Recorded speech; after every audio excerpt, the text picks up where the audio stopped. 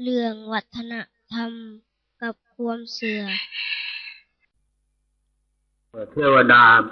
มาทรงให้สักผู้ได้มาเจาะเลยเสียน้ำมันก็ถือแปลวน้ำสัตว์ตรวจเขาคืนที่บอกได้ใส่สะดวกอยู่บ่ฮะทั่วบ้านอยู่บ่ฮะ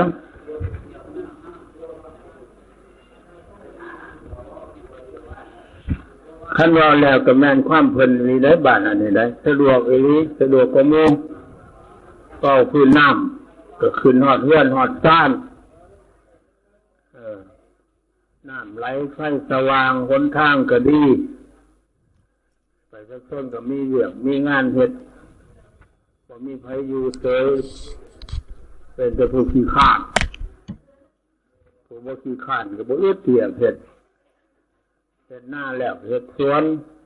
ปลูกหมักหยังแดหมักข้าวโพดสาลี่ปลูกมันด่างมันแซงปลูกหยังหมักถั่วเขียวถั่วเหลืองถั่วดินเอาส้มเชยน้ำอันนี้ส้มเชยหลายอันนี้เว้าเฉพาะการดำรงชีพดำรงชีวิตวัฒนธรรมในด้านการดำรงชีวิตแสดงว่าอุดมสมบูรณ์คือหลักการที่เพิ่นวางไว้บัดนี้วัฒนธรรมเนี่ยมันบ่ได้เฉพาะแต่ว่าการเป็นอยู่มื้อหนึ่งวันหนึ่งเด้อไม่ออกมีหลายด้านหนึ่งด้านคติธรรมเนี่ยมันหยังคติธรรมเนี่ยการเชื่อถือการนับถือการปฏิบัติที่ขีดข้องอันนี้จะเป็นวัฒนธรรมอันหนึ่งปฏิบัติขีดข้องมันก็มีหลายภาคส่วนขีดข้องทางวัดทางว่าขีดข้องทางบ้านทางเรือนขีดข้องของประเทศชาติบ้านเมืองเขาปฏิบัติดีหรือบ่ดีอันนี้ก็เบิ่งเอาเองเฉพาะที่นับถือวัดว่าศาสนาที่นับถือครูบาอาจารย์ที่นับถือเฒ่าแก่พ่อแม่ที่เคารพยำเกรงกันในสังคมอันนี้ก็เป็นวัฒนธรรมที่กันได้เด้อการนับถือวัดว่าศาสนาน่ะเฮาเฮ็ดได้ดีบ่เนี่ยทานเนี่ยคู่ก็เฮ็ดดีแล้วบ่พอออกไม่ออกเฮ็ดดีแล้วบ่ตัวนี้นะขั้นสิเบิ่งกันละเอียดถี่ถ้วนแล้ววัฒนธรรมทั้งด้านหีดข้องวัฒนธรรมทั้งด้านความเชื่อถือความนับถือแล้วเฮาทุกคนเลยว่าถือพุทธศาสนาและเป็นส่วนใหญ่เอาพุทธศาสนาเป็นเครื่องระลึกเป็นเครื่องนับถือแต่ว่าการปฏิบัติต่อพุทธศาสนาเฮาได้ดีสำใดจุดหมายปลายทางของพุทธศาสนาพุทธเจ้าสอนแนวใดถ้าปฏิบัติได้สำใดอันคำสอนของพุทธเจ้าก็อันจันทันง่ายๆกับปฏิบัติศีลห้าเอาได้หมดคู่คอบ่อันบ่ได้หมดคู่คอค่ะคอที่มันขาดตกบกพร่องนั่นมีโทษหลายปานใดมีโทษหน่อยปานใดแน่นอนแล้วว่าทุกคนปฏิบัติบ่ได้ดอกโดยเฉพาะข้อที่หนึ่งฆ่าสัตว์ตัดชีวิตโลกมันพากันนิยมเนี่ยนั่นเกิดมาแล้วกินอาหารเปิดไปกินบ่อนอื่นบ่กินของตัวเองได้แนวเฮาอยากเนี่ยเฮากินมันบ่อยู่ในตนในโตเฮามันอยู่ในโตงัวโตควายโตเป็ดโตไก่โตก็โตเขียดโตปูโตปลาเนี่ยเฮาอยากเนี่ยเฮากินมันจำเป็นต้องได้ค้าถือว่าเป็นอาชีพแต่ว่าการฆ่านั่นคันสิเว้าร่วมเบิดพุทธเจ้าถือว่าบ่ดีแล้วพุทธเจ้าเพิ่นบอกเพราะว่าชีวิตเนี่ยไผก็ฮักไผก็แพงบ่ว่ากบบ่ว่าเขียดแม้แต่หมดตัวน้อยมันก็แพงชีวิตมัน ฉะนั้นจะว่าผู้ใดขาดทัตตทีนเพิ่นถือว่าบาปเพิ่นว่านั่นนะถ้าเฮาก็เฮ็ดบ่ได้แล้วมันเป็นอาชีพอาหารประจำชีวิตของคนแล้วก็ให้ถือว่าเฮ็ดเพื่อเป็นอาชีพบ่แม่นเฮ็ดหย่อเฮ็ดยันเฮ็ดคมเหงเก่งเจ็กเฮ็ดด้วยความจำเป็นว่ามันเป็นอาชีพ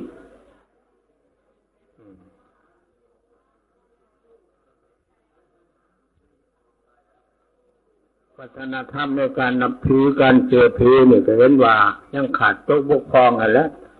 เพราะว่าบ้านได้ดอกเกือบว่าคู่บ้านนั่นละไปผมมีบ้านได้ดอกที่เฮ็ดได้เนี่ย100%เนาะในบ้านนี่บ่มีการลักกันบ่มีการฟ้องร้องขึ้นโรงขึ้นศาลกันบ่มีการยาห่างกันผัวเมียบ่ได้ผิดต้องของเถียงกันหายากแล้ววัฒนธรรมในการเชื่อถือ ปฏิบัติอีกขีดข้องอันนี้เนี่ยว่าล้มชูกันหลินจังน้อยเพื่อเราโอกาสในทานจะคู่สันเขาจังสิเทศอันบ้านย่างชูเอาเลยตามทัศนะของการปกครองเป็นกว่าเป็นบ้านวัฒนธรรมเป็นประกาศเป็นทางการแล้วก็อยู่ในเงื่อนไขที่ว่าอะไรประชาชนก็มีอยู่มีกินเพื่อนชาติล้านแปดก็พ่อเบิงพ่อแย่งหมดทุกคนเนี่ยน้ำพาคังลูกล้านก็อยู่ในหีบในคล้องบ่สร้างเรื่องยุ่งยากให้เจ้าเฒ่าแก่พ่อแม่บ่เป็นคนอิเลเกนั่งบ่เป็นอันธพาลบ่เป็นคนหากินในทางผิดกฎหมายบ้านเมืองบ่ได้ไปหาขายยาขายยาบ้านี่อยู่ว่าบ้านเฮาอันคนไปขายยาบ้าบ้านยังสูงนี่อยู่ว่าเขาจับเมืองขายยาบ้านี่บ่บ่มีบ่นั่นดีร้ายเด้อดีร้ายแล้วสมกับเพิ่นว่าบ้านวัฒนธรรมได้เพิ่นเว้าในบ้านวัฒนธรรมในบ้านวัฒนธรรมบ่ว่าโอ้ยเขาจับไปขายยาบ้าหัวโอ้ยมันก็บ่สมกับบ้านวัฒนธรรมเนาะส่วนลายนี่แถวทาถ้าไปที่แล้วลงไปจะพักคักสมปล่อยบ่หาถ้าโพลงไปโอ้มถ้าเดือถ้าประตุมนี่จะขายยาบ้าเขาเจ้าก็หั่งเลยบ้านหนองบัวทาในรถวีโก้รถเป็นซิซูดีเนี่ยเป็น100 คันของบ้านหนองบัวทาเขาได้มาเขาขายยาบ้าทันทีแข่งขันกันเสร็จแล้วแถวนั้นเลยแข่งขันกันขายยาบ้าเป็นขบวนมือนี้เลยนะทุกคนเยอะก็เลยบทที่คนบ่ฟ้องบ่ร้องกันบ่ขายกันเจ้าหน้าที่บ้านเมืองเขาไปเอาเงินแดกไปทงบ้านผู้ละ50,000 60,000ก็ตบออกมาสู้เขาอะไรแต่ว่าอย่าเผาอันนั้นต้องเอิบเด้ออย่าบ่เผาอย่าเผาอันว่าดีเด้อมันบ่ทันหอดข้าวมันผลกรรมมันชั่วเนี่ยมื้อนึงมันสิน้องให้เห็นแต่ปรากฏนี่แหละเดี๋ยวนี้ถูกจับอยู่เมืองไทยเดี๋ยวนี้อยู่เมืองลาวเขาบ่จับเลยอยู่เมืองลาวส่งไปให้จับกันจับอยู่เมืองลาวนี่ครั้งกันดอกปี1 2 ปีอย่างหนึ่งหรือว่าเดือน1 2 เดือน3 เดือนปล่อยไปแล้วปล่อยไปมันก็เฮ็ดอีกวันนี้เขาบ่จับอยู่เมืองลาวส่งไปให้จับให้จับมันแล้วโลด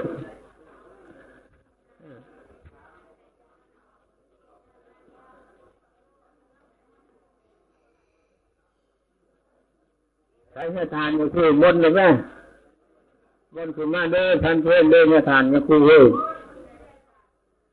มนต์คือมาก็ออกเข้าจีบถวายพระเพื่อนหลักกินก่อนค่อยพ่อไม่งานกินก่อนพิเทศเพื่อไว้เสียเวลา พอจะกินก่อนโบราณดอกคือหาค่ำ6 ค่ำเลยนะกินอิ่มเลยจะเลยม่านโอ้เดี๋ยวบอกอาการป้านี่แล้วจีกระดูกเลย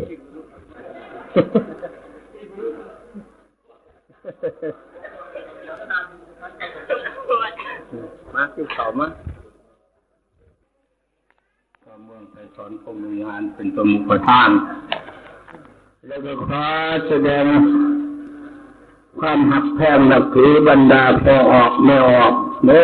ทุกคนที่มาร่วมฟังเทศน์ฟังธรรมนำกันวันนี้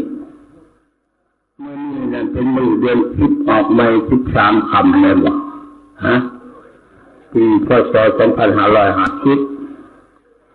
ทางคณะองค์การพุทธศาสนาสัมพันธ์เรื่องใจสอนเป็นมหารอันนี้ละท่านมหาญาณเตวิโชเป็นประมุขประธานในคณะอปส.เมืองสมทบกับอำนาจการปกครองแล้วก็แนวโฮมเมืองวางแผนลงมาเผยแผ่สิ่งธรรมอยู่ที่วัดบ้านย่างสูงก็ได้นิมนต์อาตมาลงมาเทศนาซอยเป็นประจำอาตมาก็เลยเปิดโอกาสลงมาร่วมผลเมื่อก่อนที่เทศน์ที่เล่าอย่าขออภัยลงหนาน้ำปองยอมวัตถุคนเสียก่อนเพราะว่าการเทศน์คือการสั่งสอนกันสอนให้รู้จักบาปบุญคุณโทษประโยชน์และบ่เป็นประโยชน์สอนให้รู้จักการดำรงชีวิตในทางที่ถูกที่ต้องเราโกงไปโกงมาอาตมาบ่เคยคิดว่าอยากเทศน์อ้อมกิเลสท่านี้ทำฉะนั้นมันต้องจำเป็นมันต้องได้ต่ำได้ไม่ออกความเทศน์ทานอาจสิต่ำผู้นั้นต่ำผู้นี้ซื่นผู้นั้นซื่นผู้นี้ถ้ามันต่ำมันซื่นก็จะซื่นก็จะทานเด้อเนาะทานบริเจตนาที่เราเว้าใจผู้นั้นรักแม่นหนามือปีใส่ผู้นั้นผู้นี้ก็บ่ได้ว่าดอกเอาไปตามกระบวนธรรมเทศนาแต่ว่ามันจะเป็นได้คนเฮาคันคำความเป็นเทศมาตำมาจ้องมาชื่นโตแต่ชื่นในใจแหละมาเว้าจะเฮาดอกว่าได้เป็นจริงได้อันนี้ได้คันว่าถูกแล้วมันจะหายเดินไปคนหัวหลานทั้งที่ว่ามันหลานนี่ก็หายบางหัวหลานหายอันนี้คือการแสดงญาทานเทศแต่มันจำมันซึ้งผู้ใดก็จะสูญเป็นญาทานเรื่องที่ยาวมาเล่าสู่ฟังมันก็หลายเรื่องคดีโลกก็มีคดีธรรมก็มีแต่ว่าเพื่อให้มันได้ภาระได้ประโยชน์ในการมาฟังแบบนี้นะอาจจะมากกว่าที่สรรหาแต่สิ่งที่มันเป็นประโยชน์ต่อการดำรงชีวิตของเฮาเนี่ยนะบ่ท่านเล่าถึงดอกสวรรค์นิพพานนะไม่ต้องไกลอยากได้สวรรค์ในชาติหน้ากับพากันสร้างสวรรค์ในชาตินี้ทุกวันคันบ่ได้สวรรค์อยู่ในเมืองคนหนึ่งปีหลังเขาจะได้ไปสวรรค์ฝ่าได้ไม่ออกเด้อแต่พากันสร้างสวรรค์อยู่ในเมืองคนเฮานี่ทุกวันสร้างสวรรค์ในเมืองคนให้บ่ได้ให้มีอยู่ให้มีกินนะให้มีกันเป็นไปในทางที่สงบเงียบเย็นสงบซึ่งซ่อนนั่นแหละอันนี้ตัวอย่างตัวบัญญัติสูงอยู่ในทางการประหับคือเป็นทางการประกาศเป็นบ้านวัฒนธรรมก็แสดงว่าบ้านนี้นะมีการเป็นกันดีอันนี้เดินเป็นหมื่นกลุ่มเป็นเองได้เป็นเองได้บริปะให้ลูกให้ล้านหากกระดอนค้อนกันตาพาหาขอกินแสดงว่ากลุ่มเป็นเองได้ขอบด้านก็ดูเย็นเป็นจุ๊บถ้าเฮาก็ได้เรื่องเล่ามันนี่คือเล่าคดีโลกนี่ก่อนเล่าคดีโลกว่าเนี่ยไหนเดือนนี้ทั้งโลกมันกำลังคนละคนเงินไหวกันว่าโลกห้านเนี่ย วันนี้ตกกันนักวันนี้ตกกันมาให้จากความห่อนมันจะทวีขึ้นได้อาจจะมาเป็นสิ่งดีนครเรื่องกันได้หลายปีมาแล้วได้10 ปีมาแล้ว10 กว่าปีแล้วนักวิชาการเขาจะมาบรรยายเนื้อในกองประชุมเราประชุมปกป้องรักษาสิ่งแวดล้อมอันนี้เนี่ยออกคนหนึ่งคนไทยที่เราเป็นนักวิชาการเรามาบรรยายมาเราว่าจ้างไปอีก50 ปีแล้ว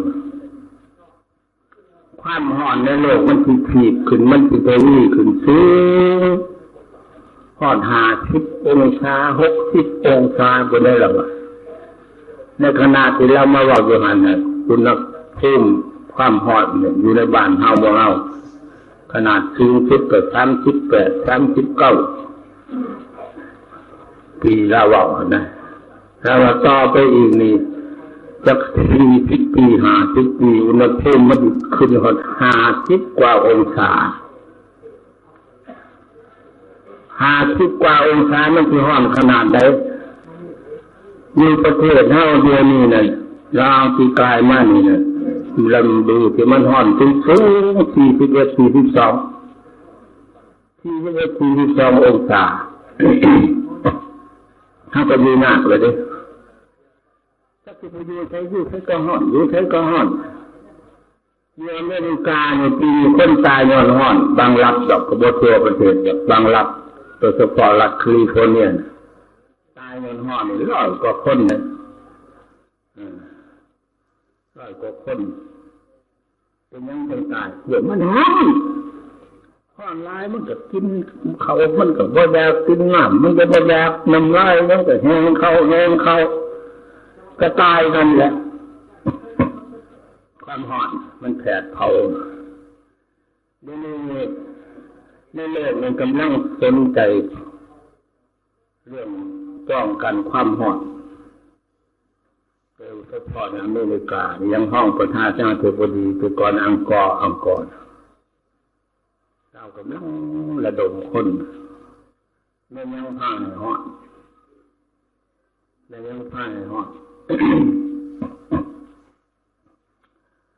มันมีสาเหตุมันหลายอันนึงก็คืออมความร้อนไว้คนว่าออกซิภาษาวิทยาศาสตร์เขาออกซิเจนพวกออกซิเนี่ยมันอยู่น้ำกกไม้อยู่น้ำต้นไม้อยู่น้ำใบไม้เย็นนี่นะใบไม้ต้นไม้ก็ได้มันบกบางไปหลายมันจะบ่สามารถอมเอาความร้อนได้หลายดังนั้นความร้อนขยายตัวขึ้นอันสำคัญไปกว่านี้อีกแม่นเรื่องโรงงานเครื่องจักรเครื่องล้านเขาคนขวาเห็นไปที่ชั้นโอโซนชั้นโอโซนระหว่างโลกกับตะวัน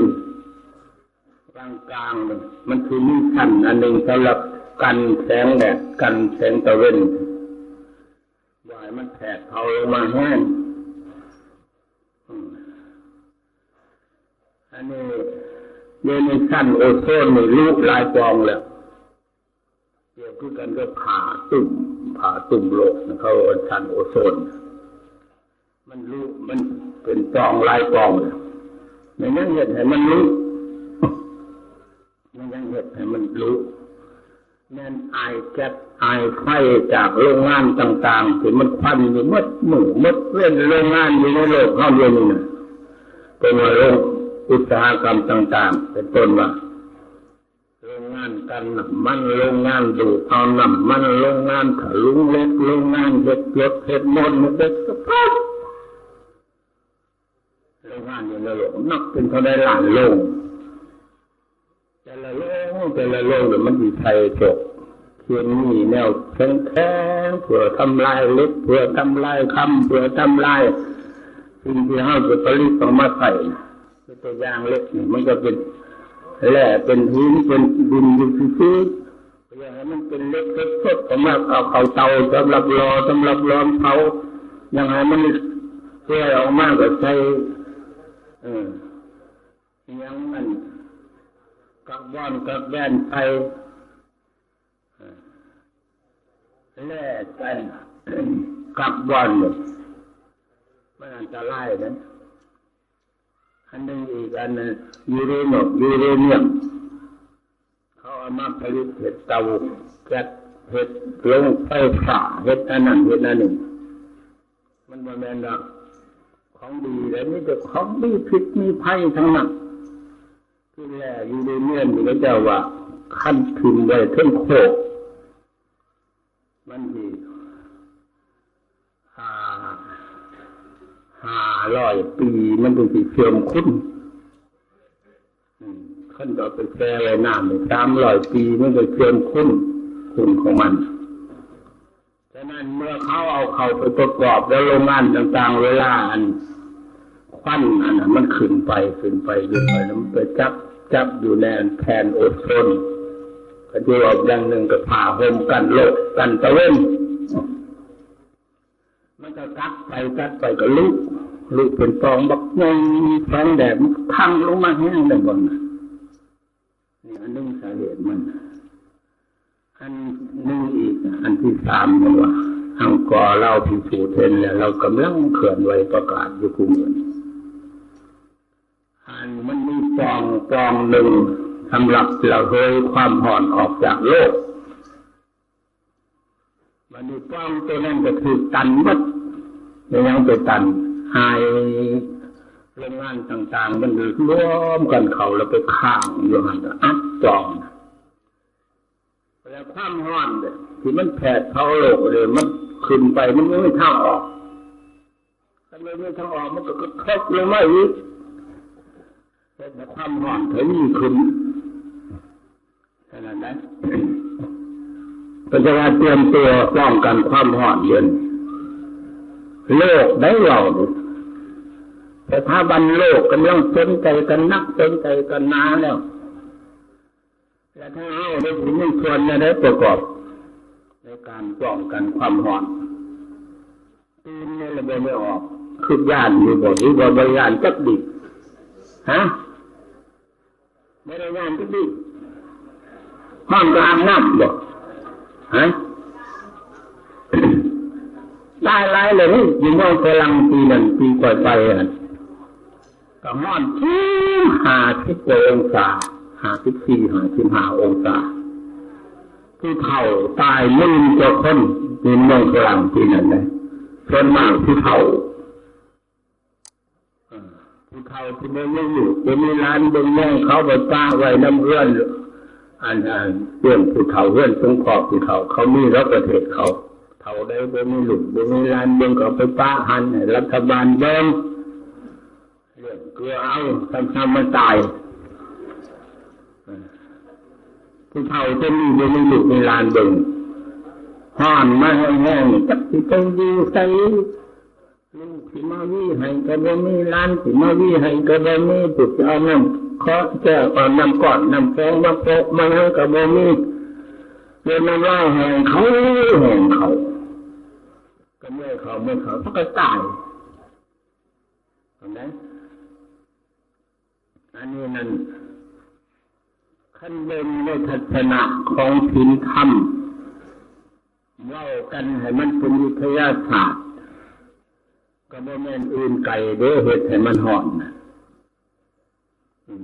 มันคนนะคนได้พากันเฮ็ดแต่คนเอาพากันเฮ็ดคือฝนบ่ตกก็คนเฮ็ดให้มันบ่ตกฝนตกหลายก็คนเฮ็ดให้มันตกบ่แม่นพญาอินทร์พญาพรหมบ่แม่นพญาแถนเด้คนได้สิเฮ็ดฝนเกินเนาะคนได้สิไปหามฝนเกินว่าซั่นเด้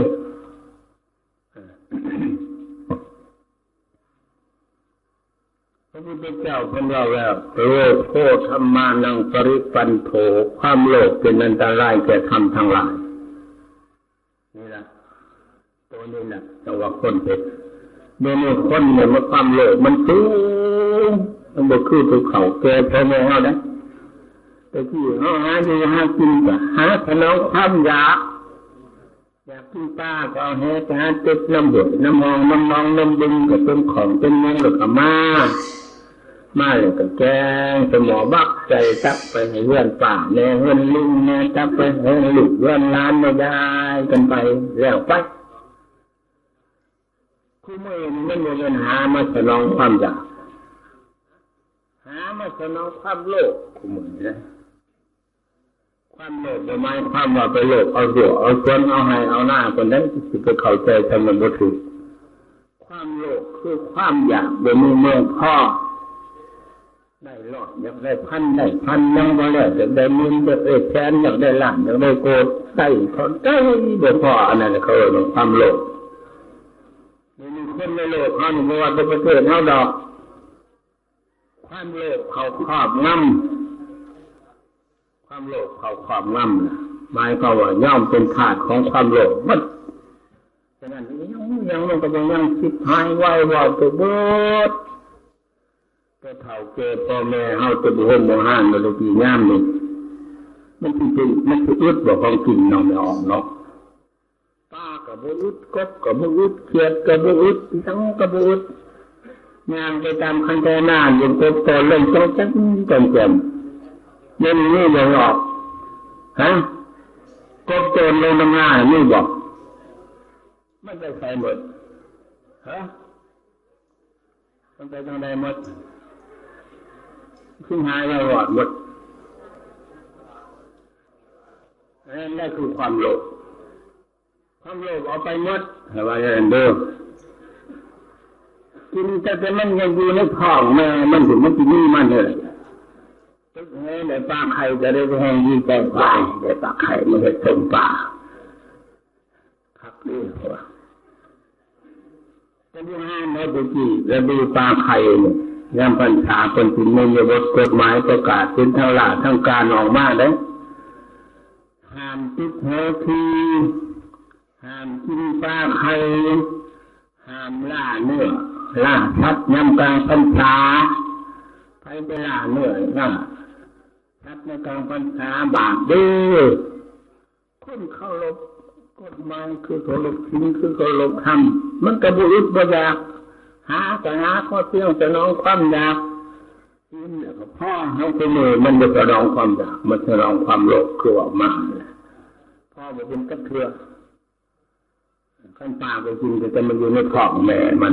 จะเอายังเมื่อไหร่มันเกิดออกมาเนี่ยมันพออันทำเองมันเข็มอยู่นิยับอยู่น้ำหนักมันสอนเอาจนหมดลูกปลาคอเนี่ยสอนมันมามกเลยดิลูกหัวก็เกิดเขียนเขาจุกก็เห็นแคบเฮ้ยมันกินลูกเจ้ามันจะเด้อเลยมันกินดูเขาแสบเขาขึ้นเลยก็หายมันเลยขี่มันเอาเปรียบไปดูระวังเลยเดี๋ยวนี้ในวิธีการที่จะเอาชนะความร้อนคือว่าสำหรับคนบ้านนอกของหน้าห้าวไม่มีแนวอื่นเลยให้ผ้ากันรักษาต้นไม้กกไม้นี่เนี่ยสำคัญที่สุดมันดูดเอาความร้อนไว้ไม่ให้ความร้อนแผดเผาเอาแห้ง อันนี้เป็นความจริงเป็นเราเป็นสัจจวิภาคหรือเป็นวิทยาศาสตร์เหมือนมาเอาข่าวให้ใหม่เล่นกันเลยฮะแบนให้ยางไปตรงหน้าหอนเห็นตรงใหม่ยังไงแย่เขาไปหรือเย็นเนาะแต่ในแรกเรืออกซี่ของใบใหม่มันดูดเอาความร้อนไว้ผู้ว่าท่านเข้าใจผู้ว่าท่านได้ศึกษาละเอียดตัวแล้วมันเห็นมันก็เย็นอย่างนี้คนละนะแดดบ่ถูกแดดบ่ฟองมันก็เย็นอย่างนี้ขั้นใดนี้ความดึงดูดในตัวต้นไม้เขาเรียกออกซิเจนมันมีออกซิเจนนั่นคือเห็นกันได้มันก็บ่จริงมันบ่เหือนเฮายังทั้งกะทีแดดบ่ได้ถูกนะฟ้าแปดอย่างดีเนี่ยเล่นก็บ่ถูกก็มี มันดูไปได้เลยยังหอนอยู่แต่ยังมันก็หอนมันไม่มีอกซิ่งเดี๋ยวนี้เราดึงดูดความหอนอันนี้ตัวอย่างว่ามันมีความจริงเลยนะเดี๋ยวมีก๊กใหม่เขาไปถูกหมั่งถูกเททำลายไปหมดเลยได้มันก็หอนนอกจากคนหอนแล้วก็แผ่นดินก็ห้ามแผ่นดินก็แห้งน้ำมันเคยอยู่ในหักใหม่หักตอกอยู่นั่นก๊กใหม่ก๊กตอกก็แห้งไปน้ำมืดมันเป็นดิตรงหน้าบ้านเหือบ้านตอกเฮาตรงหน้าบ้านย่างแต่ตอนนี้แรกก็นำคำบำบัดอยู่แม่นบ่มั่งนี่แล้วนำคำนำเพลงเฮามันเป็นไงมันเป็นตายตาแปลนไปที่หนึ่งเด้อต้นไม้น้อยกันลดต้นไม้น้อยเนี่ยมันอมน้ำได้1ต้นคำเล็ก2ปลาเอ็นนาปลาเอ็นนานี่ก็สำคัญเลยดูดน้ำได้เลยปลาคำเล็กก็หมดแล้วชาวเวียดนามมันบอกมันก็หมดไปนั่นแหละปลาเอ็นนาก็หมดแล้วชาวเวียดนามก็หมดยังเงินหน่อยนึงปลาเอ็นนาอยู่ในอ้อมแม่ต่างมือหันยังมีอะไรอยู่กับอยู่วันถ้ามันเดินบอกย่างมาหาบ้านย่างสูงจะมีปลาคำเล็กกับปลาเอ็นอาจะมีจะมดปลาคำเล็กมดปลาเอ็นอาน้ำค่ำก็ตายมดชอบโมโลกเป็นความคอยแต่สร้างบ้านเป็นคนสูงที่เอามาใส่กินอยู่กับมือสร้างบ้านเดินบอกย่างทางปลาน้ำมันตายเลยเว้นตายปัดหนักบ่ย่างเลยนั่นจะว่าเพิ่นจะว่าให้พากันจำนวนปลาใหม่รักษาปลาใหม่จะมีเพิ่นว่าระดมกันปลูกไม้แต่ละปีถึงวันที่1 เดือน 7เป็นปีในวันปลูกต้นไม้ระดมกันไปต้นตะกอนพดปลาถึงตัวปล่อยใหม่ๆให้เฮ็ดกันเป็นขบวนมีทานอยู่เคยไปรอนหลายครั้งไปเพิ่นปลูกต้นไม้นำเพิ่นบ้านนี้เห็นจักเจ้าถ้าคนปลูกเห็ดเสียงแล้วไปผลิตปลูกต้นไม้ได้เท่านั้นปลูกต้นไม้ได้เท่านี้จะไปปลูกกี่ตัวกันแล้วเถินมันไม่ได้ปลูกได้ดอกอันนั้นได้ปลูกที่หากปลูกก็ได้แต่ว่าธรรมะสรุปว่าจะมาว่ามันหลอดนั่นนี่แหละได้ปลูกเท่านั้นต้นปลูกได้เท่านั้นต้นไปอวดไปอ้างกันตัวคนยังโดนประเทศอื่นก็จะที่จะเลื่อนเลยเขาหักต้นไม้ซ้ำชีวิตเขาได้เขาจะเว้นอยู่ทั้งยุโรปแถวประเทศสวิตประเทศสวีเดนประเทศเดนมาร์กนอร์เวย์ฟินแลนด์เยอรมันฝรั่งเป็นชีพตามทางเขานี่ทุกข้างมีน้อยบอนอันที่วางเขาปลูกไม้ตัวเขาไปรักษาหรือที่เห็ดพวกเขาไปเกิดเป็นเดินแบบพวกคัดทางพวกเขาทั้งสองข้างเป็นหัวยังเป็นหัวชัดมันอยู่น้ำปลาใหม่จนหมักพวกกวางพวกมังพวกโอ่งมันแล่นออกมาทางรถต่ำมันตายด้านมันอันตรายของแค่ทั่วก็ไม่ที่หนึ่งสิตัดได้เลยขออนุญาตถึงขั้นจะได้มันจะได้เดินบ้านเจ้าเดินเงินเจ้าที่ว่าเจ้าซื้อแล้วเดินเองทั้งกว้างไม่ให้ตาหนึ่งผมไม่เป็นไรที่ตัวเดินเจ้าเนี่ยตัดว่าได้เลยขออนุญาตน้ำเขาบอกอนุญาตมันไม่ได้ตัดเลยไม่แปะเรื่อนเจ้าอยู่ก็ตามแต่ฆ่าเรื่อนเจ้าผ่านยังเรื่อนเจ้าที่ตัดก็ต้องไปเสนอมันบอนุญาตมันตัดเลยมันไม่หัวเลยนะประเทศเขาเจ้าหักต้นไม้ท่านหักชีวิตนะบ้านเฮานี่เดินไม่ได้อยู่ทางกระทางดงดอนตอนนาอันนกนาพาขังอันเป็นโฮมเป็นเงาให้นกให้นูได้สนได้อาศัยเป็นโฮมเป็นเงาให้น้ำให้ไฟฟื้น อุดมสมบูรณ์คือไปกินถือทางที่บดถือทำลายไปหมดบ่ทางคือเดินในทานเขาหน่อยอยากได้หน้ากับบ่ทางป่ามันก็เห็นหน้าบ่ได้ก็จำเป็นได้ทางอยากได้ให้กับบ่ทางตรงใหม่ได้สิเป็นให้อยากปลุกเพื่อนใส่บ่ทางตรงใหม่ได้สิได้บอลปลุกเพื่อนทางกันแหละดงวันน่ะไปเห็นแล้วนะเอาใจเลยดงมักไฟนั่นมันก็ไปเห็นตลาดแท้แต่ก่อนมันเป็นนกหกดงนะนกยุ่งก็มีเสือก็มีหมูป่ายังบุอึดดงมักไฟเอาขี่รถไปตะเวนไม่เห็นนกยุ่งบินขวางทางอยู่ในแถวนั้นแต่ก่อนมันก็ละ50กลางเขาก็ละ50ปี50มันก็ได้เห็นอยู่เมืองแต่ผู้จะเกาะจะดงมักไฟกระหอกกระแตเป็นอยู่งาใหม่เยอะนี่ถ้าแม่นว่าหมอยาเขาว่าเอาผีกระต่ายดื้อมาพ้นท่ามันก็คือดื้อตายก่อนจะหาผีกระต่ายมันโผล่มันรู้ว่ากระต่ายที่ผี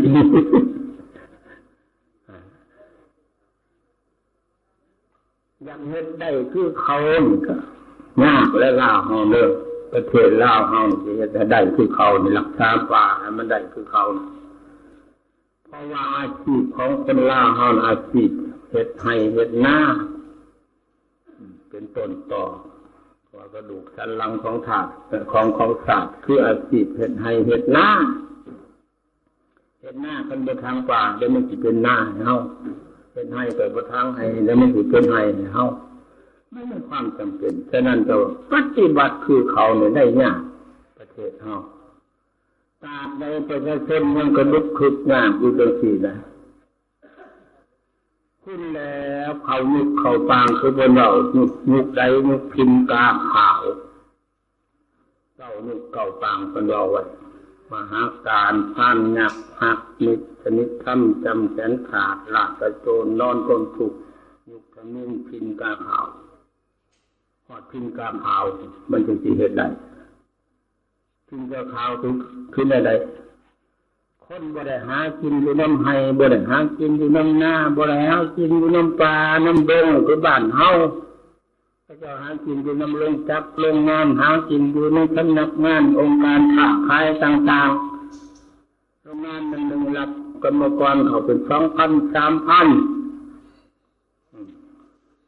เขาละบ่ได้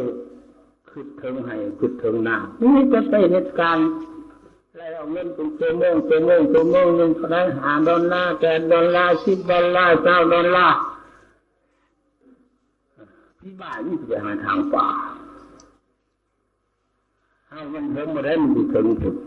จังแล้วเดี๋ยวมันยังมีในยุคหลัดกระโจนกระนอนคนทุกข์ยังมีความหนายุคทะลุ่มเพราะยุคทะลุ่มนี่ก็จะหอดถึงกาขาวตาย3 เกิดตรงมัง3 ชาติตายจะหอมจะหอมคนไหนถ้ามากก็เสียดายอย่างแต่ว่าเห็นแล้วมันมีทางแก่ของคนลาวเขาอาชีพนั่นอาชีพเล่นไทยอาชีพเล่นน้ำเดี๋ยวมีเพลงเต้ไปเชิญป้อยดงนาป่าทึบไปห้ามทุกห้ามเบิกโคนใหม่บักงงล้มขึ้นคำคือปลูกอ้อยปลูกยางพาราโคกวักกว้างทินหาดูหากินของประชาชนในท้องถิ่นนั้นหาเฮ็ดกันเฮ็ดหาอยู่ในโคกอันนี้แล้วย่ำเฮ็ดออกพอได้กินพอได้เอาไปขายแต่เงินมาซื้อส่งซื้อเสื้อให้ลูกนุ่งไปโรงเรียนอาศัยเฮ็ดอยู่ในโคกอันนั้นอาศัยดอกกระเจียวอยู่ในโคกอันนั้นอาศัยผักหวานอยู่ในโคกอันนั้นอาศัยหน่อไม้อยู่ในโคกอันนั้นย่ำเฮ็ดออกพอได้หาเฮ็ดมาขายย่ำผักหวานปรุงพอได้ไปเก็บผักหวานมาขายย่ำหน่อไม้ออกพอได้หาหน่อไม้มาขายอันสำคัญก็หันทิ้งเลี้ยงสัตว์เลี้ยงงัวเลี้ยงควายก็เลี้ยงอยู่ในหันบ้านนอกเฮาเศรษฐกิจที่ค้ำประกันครอบครัวเฮาเศรษฐกิจสำห้องตำแหน่งเศรษฐ ศรษฐกิจเป็นการแก้ไขความยุ่งยากขาดเคินในครอบครัวเฮาก็มีวัวมีควายคือข้าวจำเป็นเด้เจ็บไข้ได้โทษไปนอนลงหมอโอ้ยบ่มีเงินไปนอนลงหมอขายแค่ที่ย่างขายจากงัวเป็น1ไปอันนี้ลมหายใจเป็นบ่มีหยังไม่เฮ็ดบุญจริงคุณทานบ่มีหยังชูน้องก็ตีมางัวในครอบไปขามันแก้ไขความยุ่งยากในครอบครัวไม่ฉะนั้นในบ้านเฮายังมีบ้านเลี้ยงโลกก็บ่มีบ้านเลี้ยงโลกของเลี้ยงควายก็บ่มีเลยเพิ่นเฮ็ดสวนอ้อยหมดน่ะเห็นอะไรเพิ่นบอกเท่าแล้วบ่ให้กินดอกกระเจียวเท่าถ้ากินดอกกระเจียวเพิ่นว่าวันนี้มากินขี้อ้อยบอกถือว่าเป็น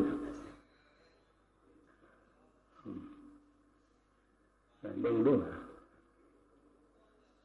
มันจำเป็นเป็นอะไรประเทศเฮามันจำเป็นนะ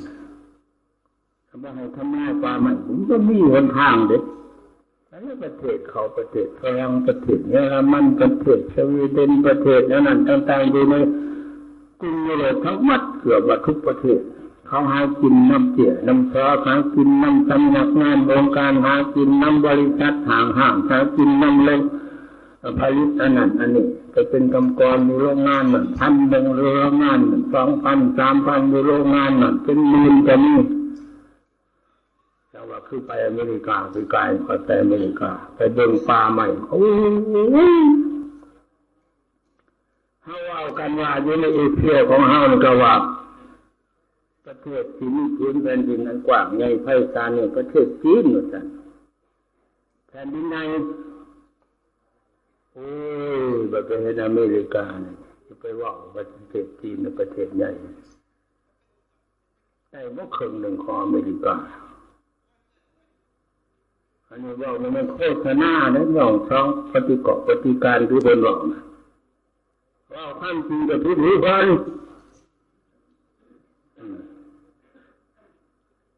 พอจะเห็นด้วยตาตัวเองรัฐหนึ่งแต่รัฐเดียวมันก็กว่าประเทศเฮาแล้วคือรัฐเขาอยู่เช่นนี้ก็กว่าแล้วประเทศลาวรัฐเดียวดินเขาเนี่ยประเทศเขามันกว้างใหญ่ไพศาลเลยนะคนไปย้อนจะ1,000 ล้านก็บ่เต็มประเทศอเมริกานี่นะ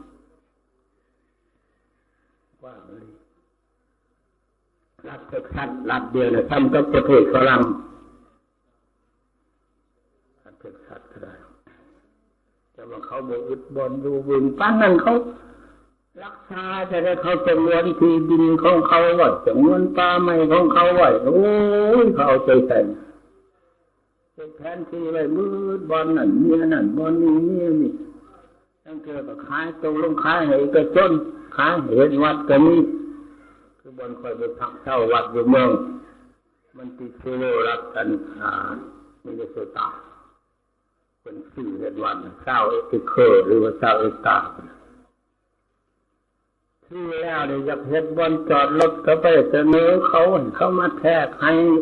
จอดได้แต่คันนี้เป็นเด้ออยากทมน้องมันน้องอยู่ข้างกลางเขาก็บอกให้ทมที่เป็นของเฮาเลยยังไม่ได้มีกรรมสิทธิ์เป็นหน่วยอยู่บ้านเฮานะใครเอาเป็นในหนึ่งคือว่าโอ้เค็มโพดครับแค่โพดนักแน่นโพดแล้วเป็นให้เป็นหลักการแต่เขาเข้มงวดกวดขันในการรักษาทรัพยากรธรรมชาติป้องกันทรัพยากรธรรมชาติเขาน้องเล็กๆน้อยๆเขาก็บ่ให้ทมเขาแผนที่ก็เลยแผนที่ข่อยเนื้อเนี่ยมีน้องเท่านั้นน้องมีน้องพวกก็แต่น้องมีรวยเท่านั้นรวยแต่ไม่ได้แผนที่มาเลยแต่บุตรแปลงบ่อไรอันนั้นเขาอันนี้เราคดีโลกให้ฟังตอนนั้นคดีโลกเดี๋ยวนี้มันกำลังตกอยู่ในระหว่างความวุ่นวายที่เขามายามโดยเฉพาะภัยธรรมชาติภัยร้อนนี่ภูเขานำกว่าคือทั้งขวัญโลกเหนือ ำลังเปื่อยถ้ามันเปื่อยแล้วหมดหันเป็นอะไรเขาทั้งยาเดมีปรากฏการน้ำท่วมนอกฤดูกาลหลายขึ้นเมืองจีนก็ท่วมลึกเมืองไทยก็ท่วมลึกมาเลเซียอินเดียก็ท่วมลึกก็คือตัวเก่าเลยนะเพราะว่าผู้เขานำก่อนมันเปื่อยหลายนะเขาจะว่าวันนี้อันตรายธรรมชาติที่ใหญ่หลวงกว่าบนกับแผ่นดินไหวหนึ่งร่มพายุหนึ่งก็คือว่าที่ขึ้นแผ่นดินไหวหนึ่งเกือบจะคู่ปีเลยนี่ร่มพายุเฮ้ยเจ้าคือบนหลอกแล้วมันนั่นอันบ้านเฮาเขาไม่มาพาเนี่ยเป็นพงไปเลยแหละร่มมันขนาดเลื่อนตึกมันก็ยังโหยลงรถบรรทุกนั่งอยู่10 ต้นหาด10 ต้นเจาะเดินทางปิววนไปลมอันนั้นบ้านเฮาเนี่ยรู้ว่ามันมีความปลอดภัยหลายกว่าเขา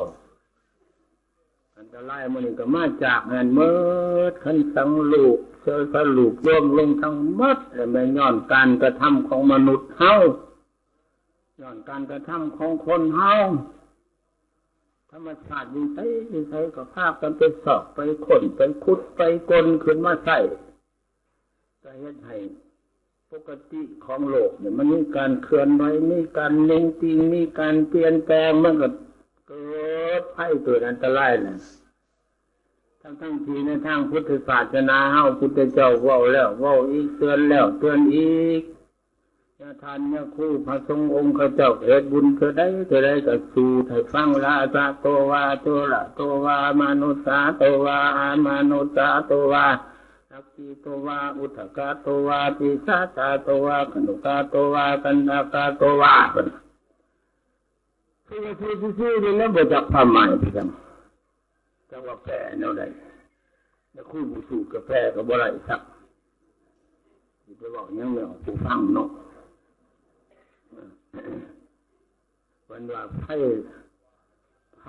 จากพระราชาไพ่จากผู้ปีศาจไพ่จากน้ำไพ่จากลมไพ่จากมนุษย์ไพ่จากสัตว์บุรุษสารพัดมันจะเกิดมีแก่เท้าทั้งหลายเอาเถิดนะได้พากันระวังเด้อบนลงท้ายทัสสะปรมิโยทัสสะอุปปารมิโยทัสสะปรมัตถปรมิโยปัญจมหาปริจเสติโสจริยาขยันไพ่ทั้งหลายนั่นมากแผ่วพันนะทุกเจ้าให้พากันสั่งปรมีให้มันหลายดื้อบนปรมีขันต่ำปรมีขันกลางปรมีขันสูงพากันสั่งไว้เด้อนั่นแหละเป็นวิธีป้องกันทางพุทธศาสนาโดยเฉพาะท่านักปรมีใครจะให้ท่านแม่คือจะไปเอาหลายไม่ออกดินนานก็ของคอยดินนานก็ของคอยดงว่ากว้างของคอยเบิด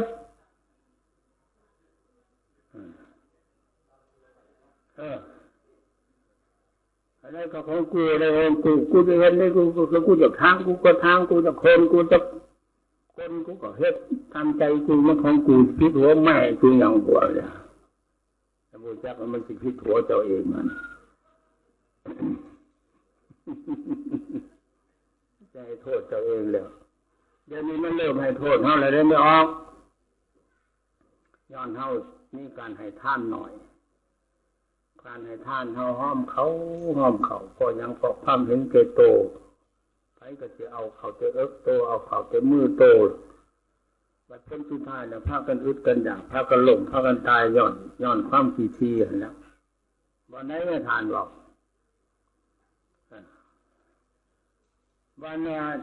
นี้ก็ส่วนข่อยได้ข่อยไม้ไว้แต่ปุ่นแต่ปูปุ่นนี่ก็หน้าข่อยได้นี่ก็ดิ้นข่อยได้ข่อยซื้อไว้หมดแล้วอันนั้นแหละคือการบ่ให้ทานอันใดก็กวาดเขาเกิดโตอันใดกวาดเขาเกิดโตแล้วบ่คิดถึงหัวอกลูกหลานบ้านเมืองกูมาอยู่ตามภายหลังเขาสิหากินได้ใช้เขาสิหาอยู่ได้ใช้บ่มีการเสียสละเพื่อเขาวางก่อนปลดปล่อยหรือปลดปล่อยเลยนะปลดปล่อยแล้วนี่แหละปลดปล่อยวางไปซ้ 2-3 ปีค่อยมาเลยเห็นไม่ออกแต่หาหน่อไม้อยู่นี่นะอยู่บ้านสว่างตะกี้บ่ทันมีเงื่อนคนดอกอยู่ทางนอกหั่นนะ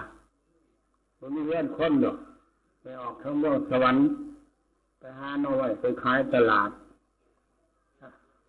เอาหน่อไม้ใส่กระตาสิได้ละ5-6 ตาตั้งตะลอนอยู่ค่อยเลยลงไปถามไม่ออก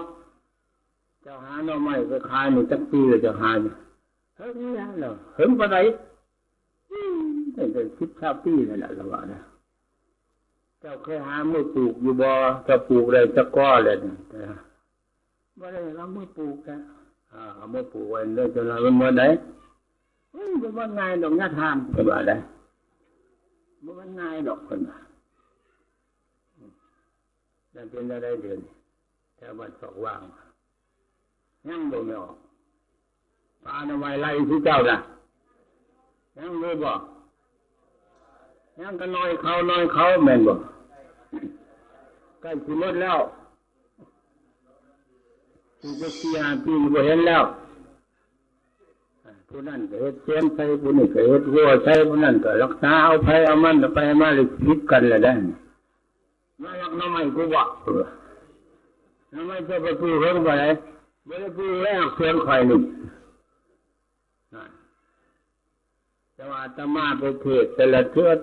เคยบอกเคยสั่งเคยสอนน่ะอันนี้มามื้อนี้ก็สิสั่งสอนผู้เจ้าอีกอย่ามีความประมาทเด้อให้รู้ไว้ว่าเวลานี้ยุคนี้สมัยนี้มันหมดแล้วเวลาหาอยู่หากินเฮานั่นเด้อบ่แม่นก็ยังน้อยเต็มที่แล้วบ่อนหาปลาก็น้อยเขาบ่อนหากบหาเขียดก็น้อยเขาบ่อนหาหน่อไม้หัวมันก็น้อยเขาห้ามเขาเลยนะแสดงว่ามันสิหมดแล้วการหาอยู่หากินน่ะสิหมดอะไรไม่ออกพอให้มันหมดเลยเฮาเฮ็ดอะไรให้เฮ็ดอยู่เฮ็ดกินบัดนี้เด้อเป็นมุกเฮ็ดอยู่เฮ็ดกินบ่แม่นมุกหาอยู่หากินแล้วมุกหาอยู่หากินมันผ่านพ้นไปได้เด้อไกลไปแล้วบ่อนเฮาเคยตึกแหก็ตึกบ่ได้แล้วบ่อนเฮาไปหากบหาเขียดก็หาบ่ได้แล้วบ่อนเฮาไปหาหน่อไม้หัวมันก็หาบ่ได้แล้วแสดงว่าการหาอยู่หากินเท่านั้นมันสุดมันสวยเขาแล้วเขาต้องเตรียมตัวไว้ตั้งแต่เดี๋ยวนี้เด้อให้มันฮ้อนมือว่ามันมัดอีหลีจังโง่เงี้ยหาบ่ทันกินได้ไม่ออกให้เฮ็ดดีเฮ็ดกินแต่นี่ต่อไปอยากกินหน่อไม้ก็ต้องหาหน่อไม้มาปลูกน้ำหัวไว้สวนมันได้เรือน5 ก้อ 6 ก้อ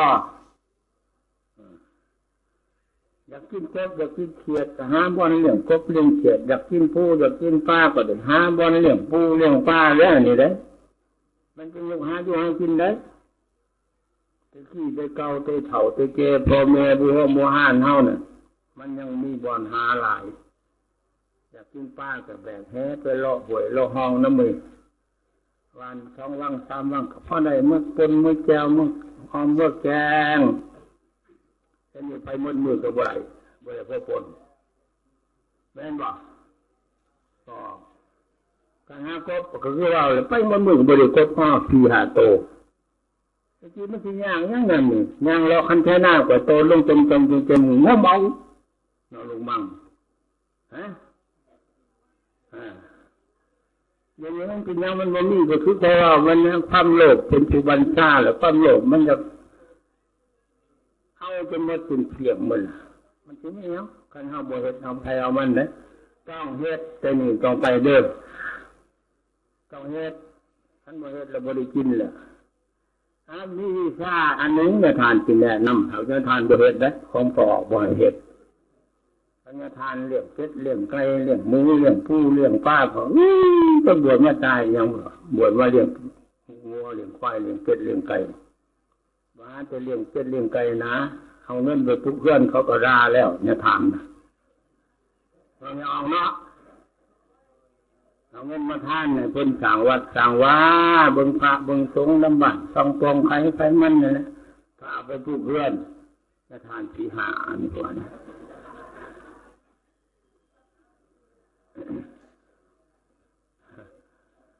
แต่ว่าคอยบ่เฮ็ดหากเกิดมีตำราพอสิแนะนำคำสอนผู้เจ้าให้ผู้เจ้าเฮ็ดเอง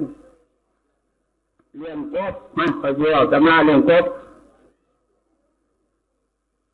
พื้นบ้านเฮานี่บ่ว่ากบพันกบพิ้นคือเพิ่นเอามาเผยแพร่กันอยู่มันได้ลงทุนหลายอันมันต้องได้ซื้อที่มังมาเฮ็ดอ่าง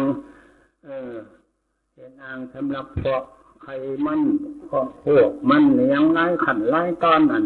เฮาบ่มีเงินหลายเฮาเฮ็ดบ่ได้คือเพิ่นให้เรื่องกบธรรมชาติบ้านเฮากบให้กบนาเฮานี่ข้อยไปเห็นข้อยบ่ได้เฮ็ดหยังข้อยเห็นอยู่อำเภอวารินข้อยไปแต่สมัย50ท่านก็52 53พุ่นแหละมัน60ปีแล้วไปเห็นเรือนหนึ่งเราเอาผ้ากระตาดอ้อมบริเวณเรือนเราทานผ้ากระตาดอ้อมเรือนเราก็เลยทานว่าคู่หูผ้ามันแล้วเห็ดยังอีตานี่คือเห็ดผ้ากระตาดอ้อมเรือนคักแท้ตัวแล้วเรื่องกบได้เหมือนกันท่านว่าจะเดินตัวเดินเรือนเราโหที่กว้างแล้วที่ทำวัดพุ่นเราทานผ้ากระตาดอ้อมหมดเขาไปเบ่งแล้วเราขุดน้องสระในกลางเดินเรือนน้องกับโบใหญ่มันได้ดอกที่ซ้ำห้องเขาแจกเนี่ยทั้งกว้างมันยาวๆซ้ำนี้แหละพออยู่น้ำฝนตกมากพอได้พบไข่ใส่และขั้นแท้น้องเราปลูกผักปลูกกล้วยกินไข่อ้อมกองกล้วยกินไข่ทางเทิงไปก็มีต้นมะพริกมะพร้าวก็มีไปเบ่งแล้วย่ำฝนตกมันกบมันออกไข่ออกห้องแล้วจะไปจับกบน้ำพงน้ำมาปล่อยเป็นน้องสาแล้วมันก็ไข่จะหันมันก็เป็นวัวอยู่หันมันก็เป็นกบอยู่หันมันก็ขึ้นหากินอยู่หันขึ้นมาแล้วมันก็ไปใช้ก็ไว้มันฆ่าพากระตาดเห็ดกว้างได้จะอยู่กบเลยจะไปขุดน้องไปที่แล้วเอาฟ้ามากันที่บ่อยู่เด็ดขาดกบเพราะว่ากบมันเป็นสัตว์เครื่องน้ำเครื่องบกมันหากินตะโขกก็ได้หากินในน้ำก็ได้ย่ำคืนมันออกมันขึ้นโขกไปหากินนี่เดินไหนมันหากินแล้วมันดู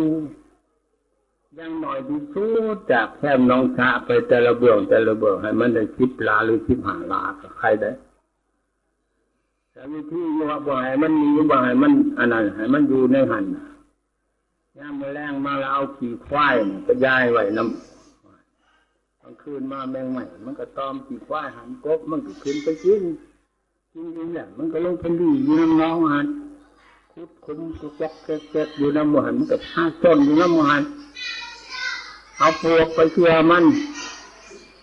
ปลวกนี่วิธีเอาปลวกนี่เด้อ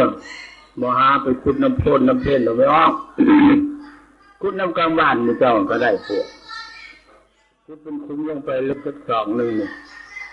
ยาวจะแขนหนึ่งกว้างจะศอกหนึ่งขุดลงไปแล้วเอาไม้ดอกไม้ยังลูกตาขาดกระบุ้งขาดแพร่ขาดขึ้นป้าไว้2-3 หมื่นถึงมาเต็มอันนี้ปลวกนี่มันเต็มเป็นปลวกเลยกุ๊บไปให้ไก่กินกุ๊บไปให้กบกินเลยกินเลยเด้อเด้อ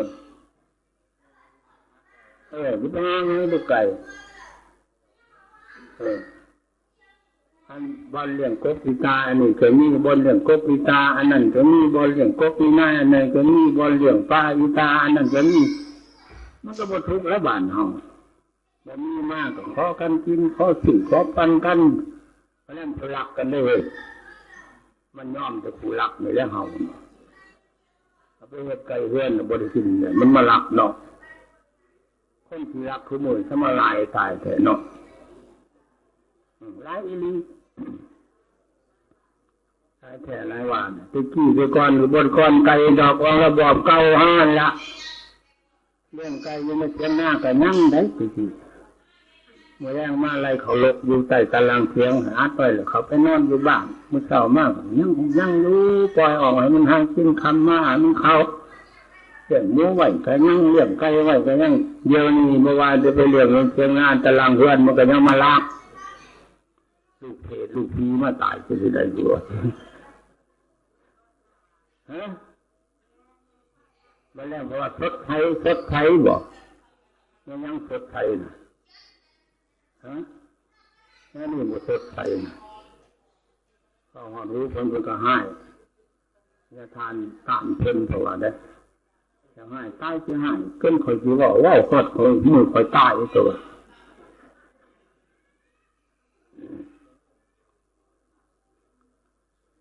เป็นที่ดีเลยว่าเบื้องนี้เอาอันนี้เรื่องคดีโลกนี่ก็ยังร้ายเนี่ยคือว่าแต่ว่ามื้อนี้ก็ได้ความหัวนึงเรื่องกบให้มุเจ้าก็อย่าลืมว่าเวลาหาอยู่หากินมันหมดแล้วไม่ออกให้เอาใจใส่เฮ็ดอยู่เฮ็ดกินเด้อ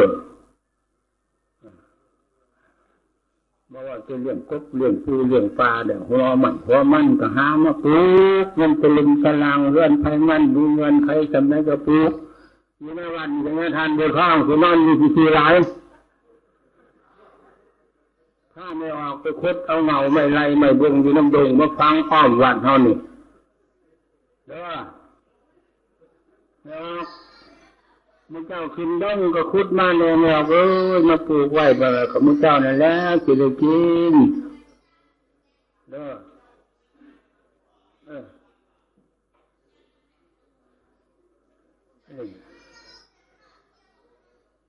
คนหลายคนเฮ็ดเจ้าก็เฮ็ดคอยก็เฮ็ดคือคนเฮ็ดคือนี่แล้วมันก็บ่รักกันอันนี้มันก็บ่เฮ็ดน้ำเฮานี่สิ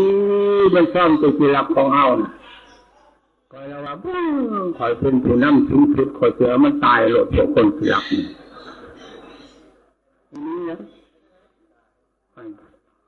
เอาไปฆ่า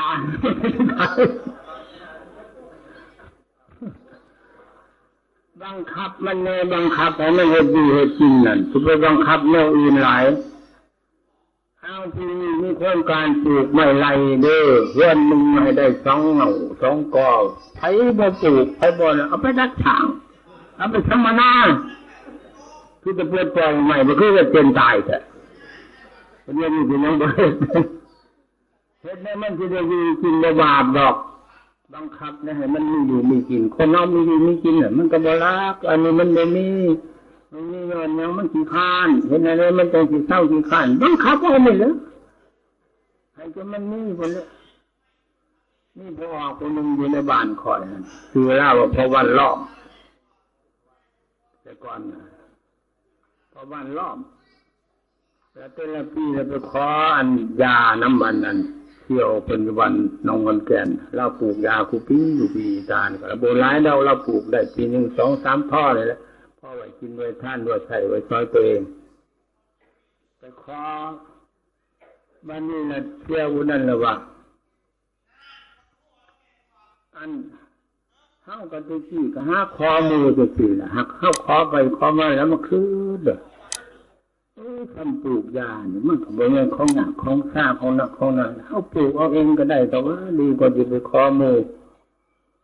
มอพวันเราเดี๋ยวนี้เราบอกเฮ้ยมันสอนกูเลยได้ยาเราเฮ็ดเอาเองมันได้ดีคือเราอันนี้อยู่ด้วยกันนั่นแหละบังคับมันแน่แล้วมันแน่มันจะเป็นประโยชน์ต่อชีวิตการเป็นอยู่ของประชาชนเพราะว่าส่งเสริมสนับสนุน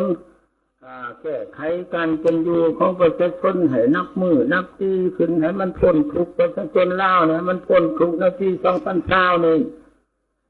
แม่ยังแท้เพิ่นส่งเสริมเฮานะมีพนักงานกสิกรรมลงมาสีน้ำไหลมือเจ้าปลูกมะกะโพดบ่ฮะปลูกมะกะโพดก็หาปลูกมาพอแห้งเป็นจังทลายหน้ามาท่วมห้อยเอาคะแนนนำเขาอันเดียวเป็นเบื้องต้นนะมีแนะนำในที่ปลูกมันมีที่ปลูกอันนี้มาพ่นขวานดินบ้านเจ้าเป็นดินจืดเด้อเป็นดินเค็มเด้อปลูกอันนั้นบ่ได้เด้อปลูกอันนี้บ่ได้เด้อปลูกนั่นเด้อปรับปรุงดินไปสั่นเด้อบ่มีที่เด้อนี่บ่ท่านนี้ก็สาธุการนำก็ว่าแล้วก็บ่แม่นว่าตำหนิที่เกียรติว่าเป็นบ่ดีดอกก็ดีและเป็นส่วนให้ดีหลายก่อนมันสิดีได้ย้อนมันเท่ากันเฮ็ดครบตะกี้พากันเฮ็ดไปครบขาดกันผู้หมุนผู้เว้นมันก็สิบ่มีเวลาสร้าง อันนี้ก็ดีหลายมีหลายอันที่เป็นมีใบหน้าใหม่เพราะวดโลกเขาประเทศเฮามีการก้าวหน้ามีการสร้างสรรค์มีการพัฒนาขนาดเชิญเพิ่นชมเชยเพิ่นอยู่นะแต่ว่ายังให้เน้นนักเรื่องการดำรงชีวิตของเฮาในแต่ละบ้านน้ำไฟก็มีสะดวกสบายแล้วถนนหนทางไปมากก็สะดวกสบายแล้วเรื่องเรียนในหลวงในร้านเรียนก็มีแล้วห้องหมอก็มีแล้วบริการดำรงชีวิตประจำมือประจำเว้นเฮานี่เขาวิทย์ละบ่ยังบ่วิทย์แล้วยังบ่มีอาหารกินประจำมือให้เขามีอาหารกินประจำมือเขานี่นะแรงมันสิกินหยังดีว่าให้พากันคิดให้มันวัดเพื่อบัญหาเกิดอะไรไม่ออกอยากกินปลาก็มันยืนลงไปสอนน้องในน้องหันอยากกินไก่ก็จับเอาไก่มาลกขึ้นมาขากินอยากกินกบด้วยก็มีบอลขายกบมีบอลสื่อกบ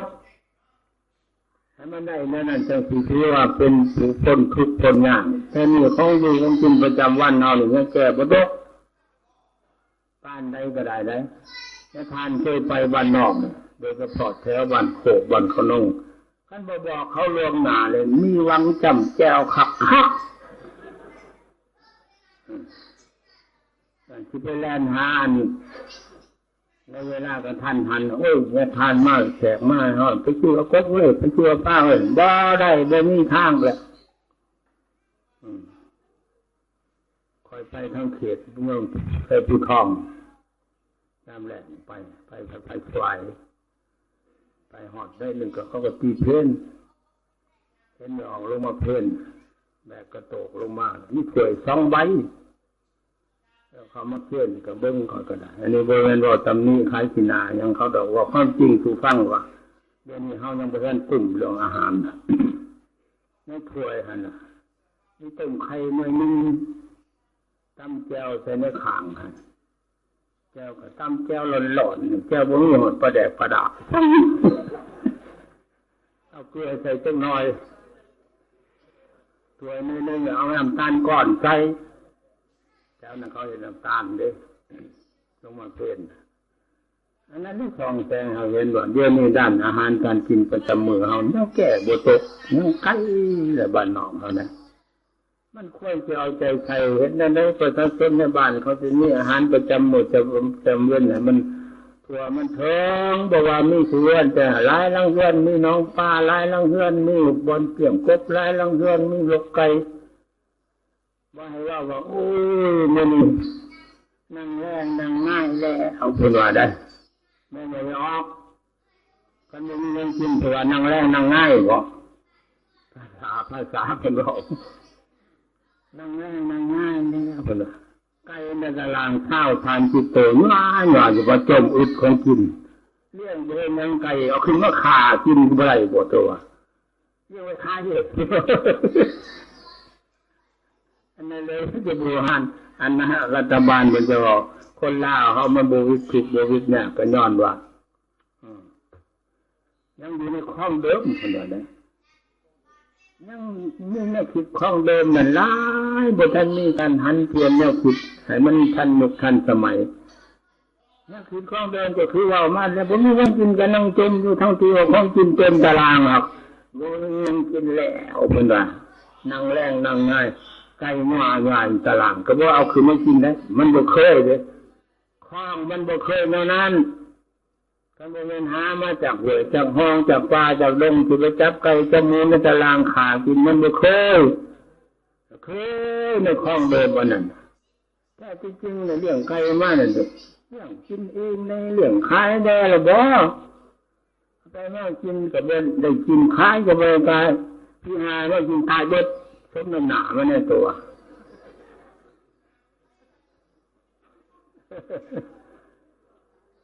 อย่าไปได้ให้อึดอยาก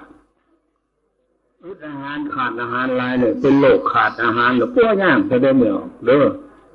ให้นี่แน่เดินละกินเชื้อหาเชื้อได้กินขีดได้กินปลาจะไปจำจะไปแดกหลายเมื่อไหร่จับเจ้าประเดี๋ยวเมื่อไหร่จับเจ้าประเดี๋ยวโลกเนี่ยคู่ก็อยู่ไว้เด็กเดี๋ยวนี้ตัว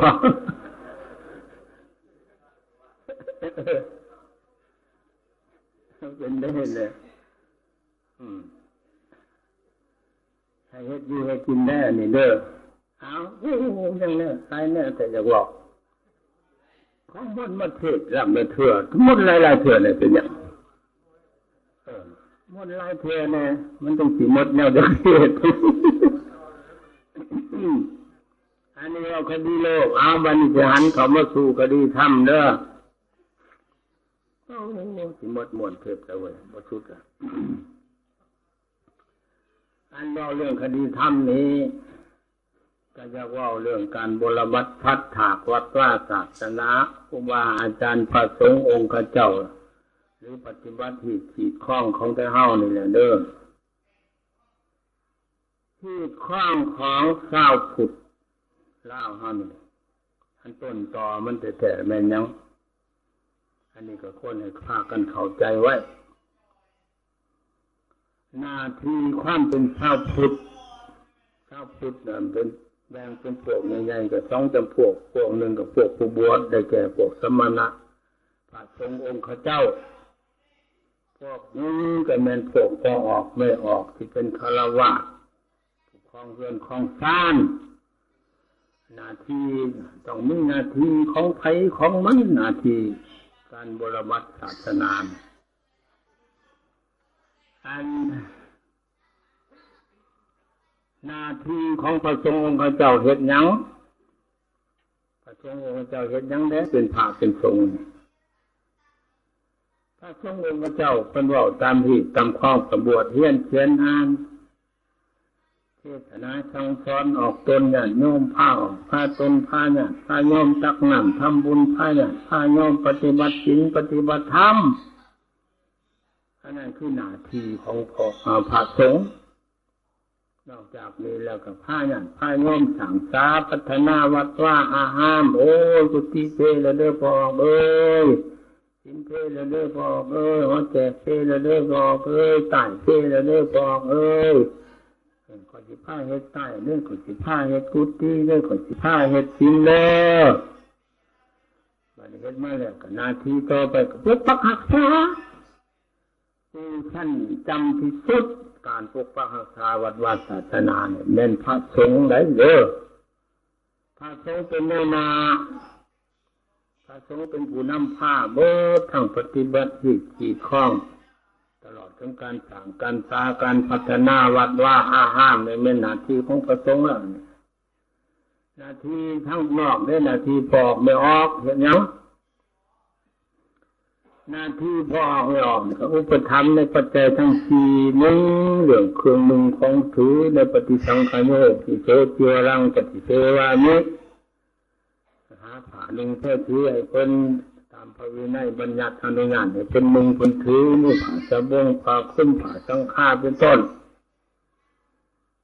สองมากก็หาอาหารการกินมาขำผ้ามาแบกเป็นปฏิสังขารโยนิโสบินดาปาตังปฏิเสวามิจะคู่ว่าพากันขำผ้ามาแบกพระสงฆ์องค์เจ้า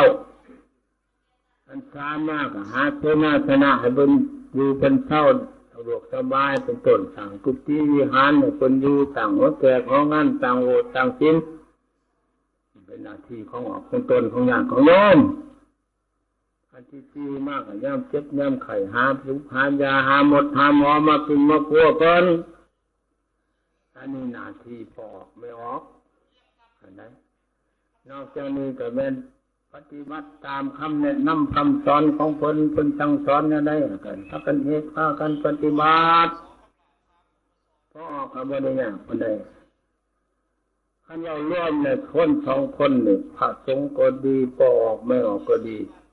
จัดว่าเป็นผู้ให้นำกันบนนั้นท้ายยกได้แก่พอออกอามิตรท้ายยกผู้ให้อามิตรเป็นท่านธรรมทายกผู้ให้ธรรมเป็นท่านได้แก่พระสงฆ์องค์เจ้า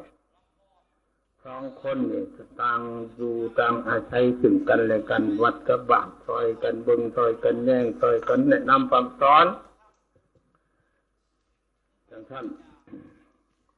หน้าที่ของใครของมัน แต่ว่าคันว่าตามหลักการที่พระพุทธเจ้าเป็นทรงบัญญัติมาแต่เป็นยังคุณพุทธเจ้าเป็นยังวัดนี่มันเป็นสมบัติของสงฆ์แต่ว่าร่วมกันสร้างร่วมกันใช้ร่วมกันปฏิบัติศรัทธาท่านครูเนี่ยทราบเบื้องต้นนี้รู้เนี่ยทางขึ้นแล้วต้องมอบความเป็นใหญ่ให้สงฆ์เป็นผู้รับผิดชอบให้ที่สร้างขึ้นด้วยศรัทธาตัวเองก็ตามสร้างขึ้นด้วยศรัทธาร่วมหมู่ก็ตามเมื่อสร้างแล้วเทียนให้สงฆ์เป็นอย่างถวายให้สงฆ์เป็นผู้ปกปักรักษาเบื้องแย่งโดยสงฆ์เป็นผู้กำกับหากว่ามันสำเร็จสุขสมอันใดกันสงฆ์เป็นผู้แนะนำคำสอนของตนโยมพากันมาบูรณะปฏิสังขรณ์เด้อเดี๋ยวพากันมาเฮ็ดใหม่เด้อเห็นบ่ในครั้งพุทธกาลอนาถามิณิกามหาเศรษฐีสร้างวัดประเสตวันสร้างแล้วถวายให้สงฆ์องค์พุทธเจ้าเป็นประธานพญาพิมพิสารสร้างวัดเวรุวันอยู่เมืองราชคฤห์สร้างแล้วถวายให้พระสงฆ์นางวิสาขามหาอุบาสิกาสร้างวัดบุพารามสร้างแล้วถวายให้สงฆ์โคติตะเศรษฐีกับโคติกะเศรษฐีสร้างวัดโคติตารามอยู่เมืองเวสาลีสร้างแล้วถวายให้สงฆ์ทำนองเดียวกันเบิดเมืองผู้ใดสร้างกันเป็นมอบให้เป็นสมบัติของสงฆ์วัดนี่ได้สงฆ์มีสิทธิ์ในการคุ้มครองสงฆ์มีสิทธิ์ในการปกปักรักษาสงฆ์มีสิทธิ์ในการบริหารงานของวัดเป็นหน้าที่สงฆ์เบิดแต่ก่อนมาเนี่ยนั้นเดี๋ยวนี้ก็ยังเป็นเท่านั้นอยู่ยังปฏิบัติดำเนินตามห้องห้อยอันเก่าอันเดิมอยู่แต่ว่ามีบางท้องถิ่นมีหลายท้องถิ่นลงลืมไปหมดเรื่องล้ำกำกายเข้ามาควบคุมจิตสงฆ์บริหารเองบรรษาเองไปหมดก็เป็นนั้นว่าวัดอยู่ในมือพอทั้งหมดแล้วคู่เป็นแต่เพียงมานอนเผากุฏิให้ซื่อมาเท่านอนถาสุดก็สืบกุศลาซื่อปรากฏการณ์นั้นนี่ขึ้นแล้วนะนี่ขึ้นหลายแล้วนั่นแหละทั้งถึงการเมื่อเล่าทางศาสตร์จนจะได้ออกคำสั่งมาตั้งแต่ปี1980ปลายข้าวสมัยพญาภูมิเป็นประธานศูนย์กลางแนวก็ออกคำสั่งแนะนำผมก็ลืมถือมานำนี่อยู่ในบอนฮัดไว้ว่าจะไปแจกก็ลืมซะในหันเพิ่นได้ว่าไว้ทรัพย์สมบัติใดอันเขาถวายเฉพาะพระสงฆ์องค์ใดแม้นพระสงฆ์องค์นั้นมีสิทธิ์สมใช้ทรัพย์สมบัติใดเขาถวายเป็นสงฆ์ในวัดใดวัดหนึ่งแม้นพระสงฆ์ในวัดนั้นมีสิทธิ์สมใช้ท่านใดทรัพย์สมบัติใดที่เขาบอกเริ่มเช่นถวายเพื่อการก่อสร้างอันใดก็แม่นเอาไปสร้างสิ่งนั้นตามความประสงค์ของเขาทรัพย์สมบัติใดที่เขาบ่ได้ถวายเป็นบุคคลและบ่ได้ถวายเป็นสงฆ์แต่เขามาบูชาพระพุทธรูปผูกห้อยหรือมาบูชาต้นโพบูชาสิ่งศักดิ์สิทธิ์อยู่ในวัดนั้นทรัพย์สมบัติเหล่านั้นเป็นของพระพุทธศาสนาเพราะมันเป็นของบุคคลให้วัดกับบ้านจะตั้งกรรมการการเก็บกรรมเอาเข้าบัญชีไปฝากธนาคารไว้ห้ามเด็ดขาดบ่ให้ฝากเงินเท่านี้ไว้กับบุคคลเพื่อให้ฝากธนาคารพุ่นน่ะแต่คำสั่งแนะนำฉบับนั้นเพิ่นว่าไว้ในนั้นเป็นยังเพิ่นจะมีคำสั่งเพราะปรากฏการณ์ในการล่วงล้ำกำเกินกลายหิดข้องประเพณีของออกไม่ออกพระสงฆ์องค์เจ้ามันเคยมีสร้างความกระทบกระเทือนแต่พรรครัฐสร้างความกระทบกระเทือนแก่สังคมหลายตัวอย่าง แล้วในเยมาในปี2003มีเพิ่นก็มีคำสั่งอีกฉบับหนึ่งเกี่ยวกับการแพร่เงินไปสั่งนั่นแพร่เงินไปสั่งนี่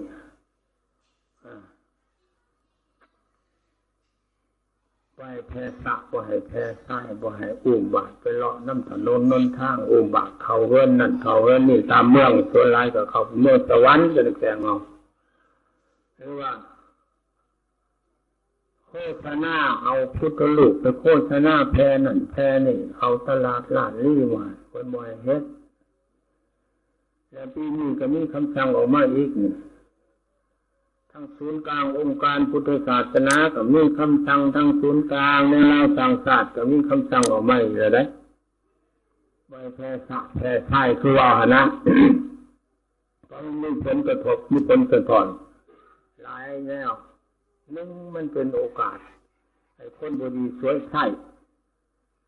นี่เราเชื่อกับหัวคอหัวตาพร้อมพ่อคนหนึ่งหรือตัวคนหนึ่งพายบาทเข้าไปแพร่ตามตลาดลานลี่นะให้ศาสนาอื่นเขาเอาไปโจมตีเขามันเป็นภาคพจน์อันบดีเป็นการทำลายศาสนาตัวเองโดยบุษบแพ้ไปได้แล้วก็เอาไปน้ำมันทันทีจะไปสั่งคือว่าเขาไม่ได้สั่งไปสื่อหัวสื่อควายสื่อให้สื่อหน้าไปแล้วสื่อรถจักรรถถีบให้ลูกให้ล้านไปล่ะมันจะนี่เลยนะเป็นจังหวะให้เข้มงวดกวดขัน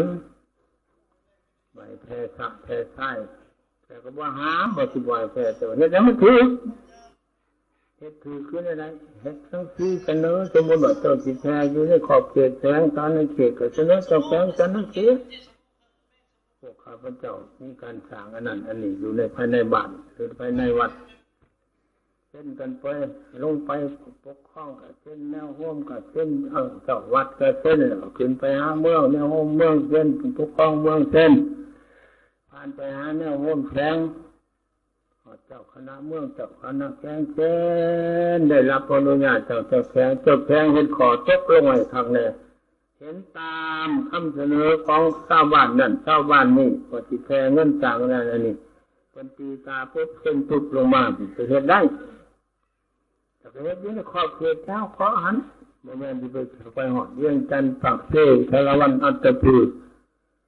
ในแขงห้านี่ปีกายบ้านนี่2-3 ปีมาเห็นทั้งแขงจะประชักขึ้นมา2-3 กลุ่มเลยนะมาแพร่เงินอยู่ในนี้มันบ่งามไม่ได้ความว่าบ่งามนึงมันเขาในลักษณะว่าบังคับให้คนท่านบ่เป็นท่านโดยศรัทธายังมีบ้านแต่บ่ใช่เพิ่นอะไรหนอกเพิ่นก็ช่องก็เด้อใช่บ่ถ้าเขาจะเอาว่าได้มาโดยความบริสุทธิ์คันว่าในห้องแห่งท่านแล้วของท่านนั่นบริบุญเขาให้ก็บริบุญเขาบ่มีศรัทธาเขาบ่มีความพอใจแล้วผู้รับไปหันก็เอาไปสร้างแล้วมันก็บ่เป็นบุญอีกมันบ่บริสุทธิ์ของทานที่จะให้ผลบุญบริสุทธิ์ทุกของทุกของนั้นได้มาเลยความเลื่อมใสใจจริงแท้ของนั้นได้มาความบริสุทธิ์แท้อันนี้ก็อยากกันเด้ให้เลยเสียได้สิขันเอาจะบอกว่าได้ก็พูดกันนะขันเอาบ่ได้มีเงินเลยขันเอาบ่มีศรัทธาเนี่ยคือสิได้แท้กับบ่หารเว้าขายดอกไม้ดอกตอเรื่องทางหรือกันแล้วคอยจนว่ามันบ่แม่นพวกเฮ็ดบุญเนี่ยพวกตุ้นคอยว่ารถคันใดมันก็ลัดได้บาทขึ้นไปเลยโจมูอยู่ตรงบนปฏิกองที่เราถึงได้เหล่ากันอยู่กับนี่ว่างหันคือหมดเถิงเติบปี5 ปีสมอยคือกายนี่เกิดขึ้นมาเองแล้วขบวนขายดอกไม้เอาอยู่แล้วตัวที่มันยังตายบ่ขับเราตัวขึ้นมาอีกแล้วตัว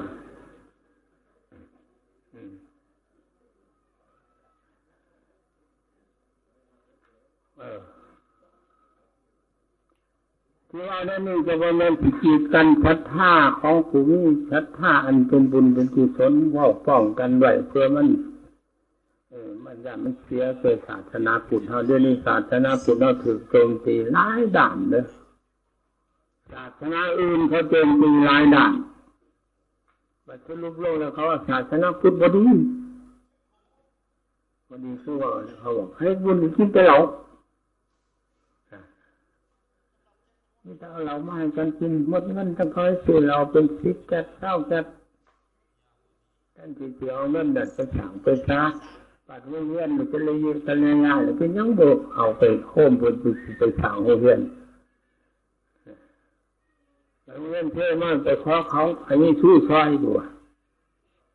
บ้านเฮาแบบพี่บ้าเอาไปช่วยเราไปยังโค้มกันมาสั่งเพื่อนนะลูกให้หลานไปขอหัวบันเดนอย่างบางทีสู้นะอันนี้แล้วมันจะว่าเฮ็ดบุญพิษแต่เฮาเดิมรักษาวัดนี่ก็จะพิษผ่านไปหลายเนี่ยบ่ว่าเนี่ยคู่บ่ว่าเนี่ยทานบ่ว่าปอกไม่ออกเนี่ยคู่เฮานี่เด้อขอหน่อยเด้อขออภัยน้ำลายเนี่ยทานเว้าแห้งลายก็ยันบาปถ้าบ่บาปดอกเว้าน้ำคนบ่ฮู้นี่เว้าแห้งๆได้หั่นล่ะเว้ย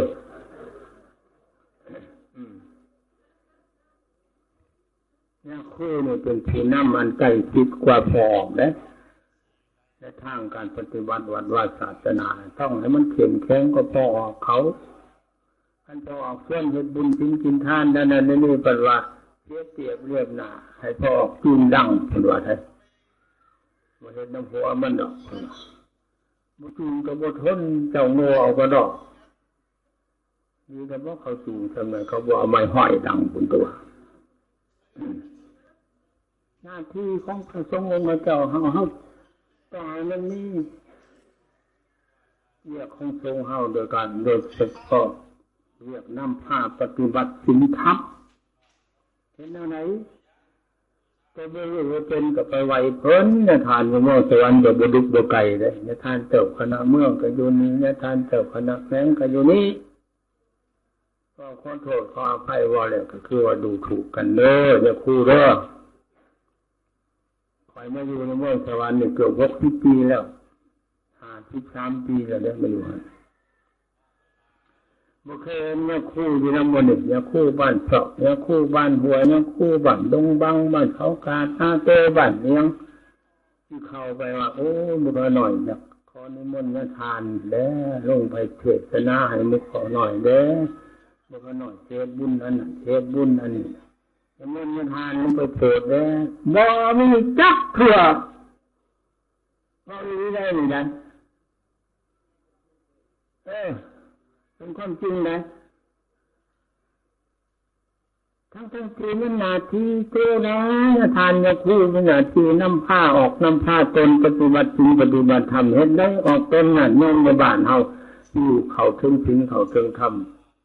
ที่ปฏิบัติที่ข้อมันจบมางามบ่ขึ้นเฮ็ดจักติถ้าค่อยไปเอาเทียนดอกคูนึงดอกไม้คูนึงมนต์ยาคู่ไปให้บุญคนตายมันยาคู่ไปแจกข้าวมันยาคู่ไปเอาบุญเพื่อนหมดเท่านั้นยาคู่นึงนำมานี่ได้เมื่อเป็นนำมานี่อยากหมดแข่งสอนให้เกิดแต่ว่านั่นล่ะใครจะหายตายสิหายจังน้อยค่อยตายมันสิบ่ได้เว้า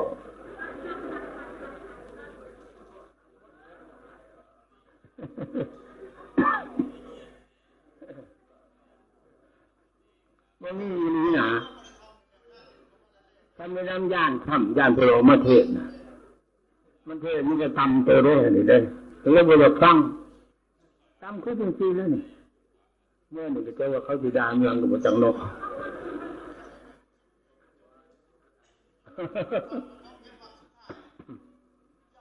เรื่องนี้คู่ต้องเก่งแข็งเลยไหมเรื่องนี้ปรากฏว่าหลายบ้านลงจำศีลวันศีลวันพรที่ในกลุ่มไทยเฮานี่ได้5-6-7 บ้านนี่นะบ้านย่างบ้านพุทธชูก็ลงบ่ลงหมดย่างก็ลงบ่ลงจำศีลแล้วไม่ออกนะก็จะพูดบ้านย่างเฮาก็อยากลงอยู่แบบไม่ออกฮะอยากลงอยู่เมื่อมาจำศีลจำพรต้องไหวพระภาวนาทำแบบนี้ก็คู่ผ้าเห็ดเนี่ยคู่ก็นั่งกินข้าวอยู่ตายยังแต่ว่าสิแล้วก็จะดูนำผ้าเนี่ยโยมปฏิบัติศีลปฏิบัติธรรมแบบนี้เอาบางย่างอยากเล่นอยู่บ่อยากลงจำศีลแบบนี้ซ้ำสมพ่อในทานกับผ้าเห็ดนี่ออกก็จะอยาก น้ำผ้าเขาแลตัวโบหูตัวโบเป็นครูบาอาจารย์นี่ก็เขาไปพูดจาหรือน้ำผลมันก็หน่อยเฮ็ดจังสันระยะทานเลยจะเฮ็ดจังสี่ระยะทานเลยมันก็หน่อยเฮ็ดได้ตัวมนต์ทานเอาไปสี่ไปแจงแดงยังไงมุขน้อยแดงเทศนามุขน้อยฟังแดงว่ามีพ่อก็คือกันนั่นแหละ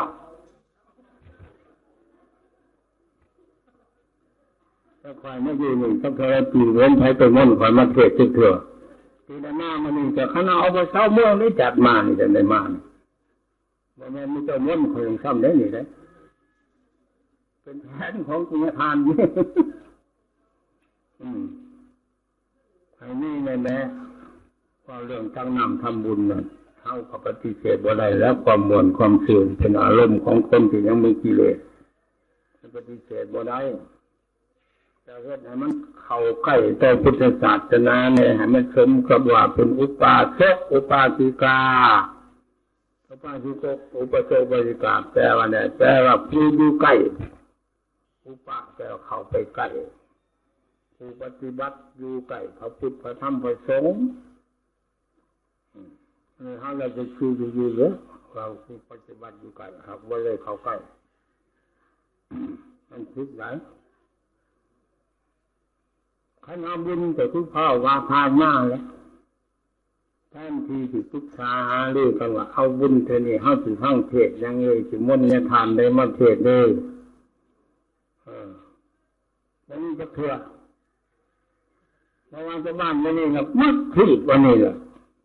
ขณะบุญกับที่ก็ร้องขอมาถึงบุญแล้วถึงบุญแล้วนั่นแหละก็ทำกันเอานั่งเลยเข้าบอกมาลำเรื่องเอาบอกมาลำพญาเอาเดินตีบอกเลยจะเอาอะไรเนี่ยเลยมึงเงินเขาเลยเขาจะเดินตีพอเลยบอกมีกักคนว่าจะเอามาทานได้มาเทศเลยทั้งเทศยังเลยนะ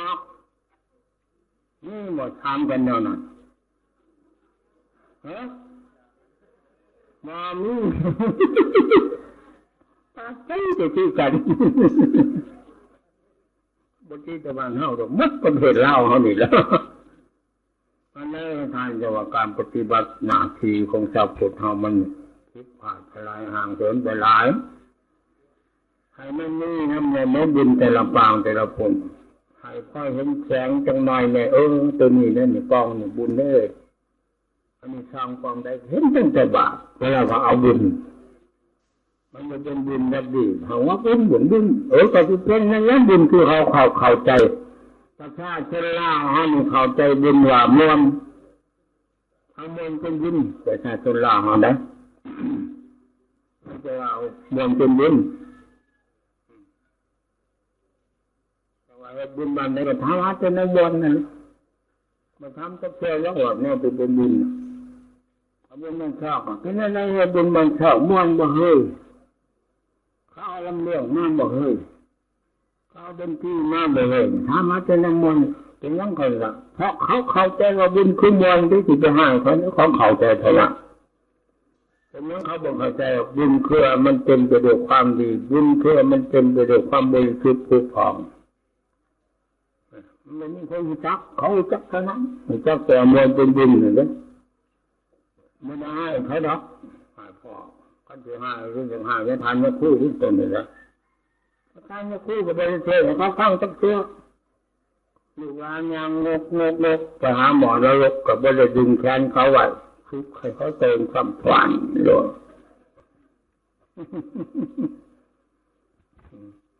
ก็เป็นอะไรนั่นเดิมให้แบ่งภาคส่วนใดในกังวลนี่ให้ทั้งเทศแต่ทำให้ประจุปัจจัยทายทานยังกะมาทานเป็นความซื่อสัตย์สุจริตว่าให้กินเหล้าเมายาเยอะบอกว่าบ่ถูมาตามคนในบ้านเฮานี่สมมติว่า300 คนก็มีตั้ง100 คนบ่มาเฮ็ดบุญจริงๆทานบ่ไหวพระหักสิ่งทั้งเทศทั้งธรรมมาถวายถวายทานไม่ตกกระปุกกระพายยังมัทะปัจจัยยังกับพระกันไม่เฮ็ดแล้วกลางเว้นกลางคืนจากงานกันช้าทำสมมาภาคควรเขา มันอยู่ไม่ได้เลยมันยังมีกิเลสอยู่ยังหลบมวนหลบคืนอยู่ขโมยก็ยากเราจะได้เห็นเขาคนเล่กันจนพวกจักตัวพวกจักหางจักอะไรเป็นยังไงฟังเดินในวุ่นไปคอยชิมกับบันลงธดาชิมผู้ไทยคนอย่างไรก็ฮดพอฮดตอนบ่ายเพ่นแล้วเลยสูบมุ่งคุณฮด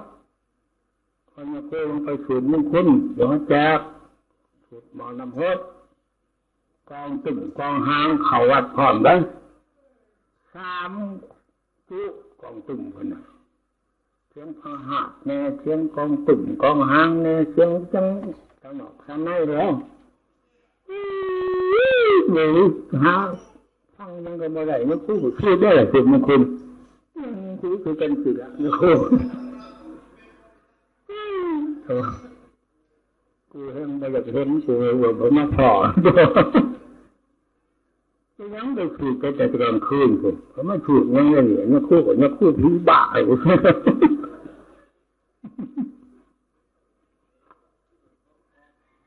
เขาถือว่าเป็นประเพณีเขาเนี่ยนะมาเป็นเดือนแต่สมบูรณ์พาจะบันดงขวางคือดงถาดงไร่หมดนะน้ำไม่ได้พูดได้เท่ก็ทั้งหมดเลยเราอ่ะไม่ได้พูดไม่คุ้นเด้อพูดไม่คุ้นก็กล้องตุ่มเขาวัดโหลดเราขึ้นแล้วพูดก็เอาพ่อมาคุยแล้วมาจะรายงานการอะไรงานบ้านดังๆนะหมด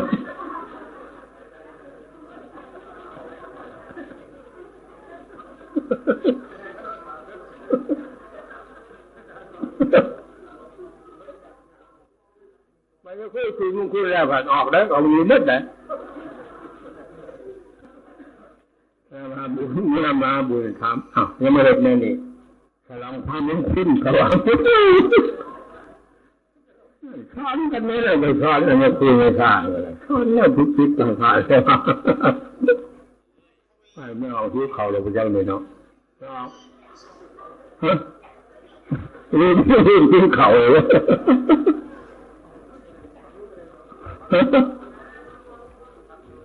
ยังวนยังไม่เอา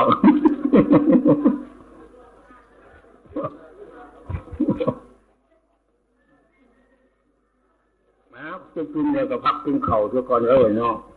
ใจว่าจะแห้งใจเป็นใจดีเอา